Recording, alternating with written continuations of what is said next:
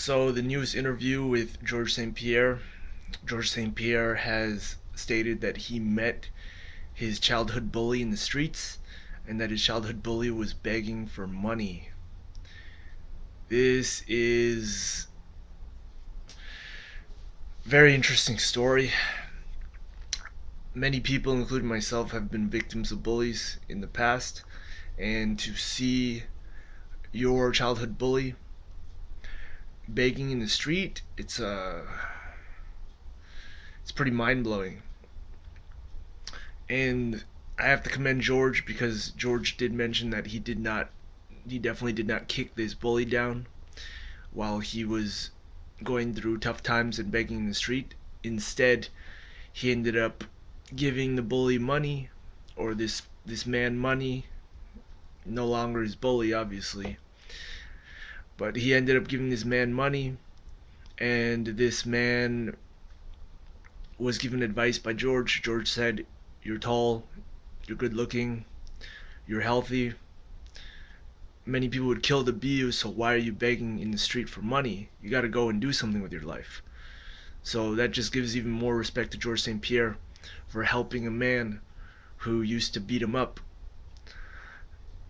when he was younger. Apparently, the story is that this man would beat up George in the bus, and when George came home with a black eye, he told his father, "Hey, I'm getting my ass beat by a bully."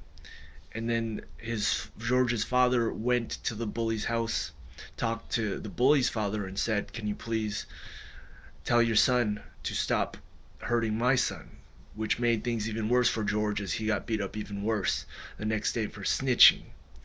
As that is how the story goes. I'll put the link at the bottom of this video to the interview. It's a full half-hour interview. At first I didn't want to watch it because I didn't think it was worth it, but some of the stories that George talks about, some of the life events that George discusses in this interview actually makes the interview worth watching.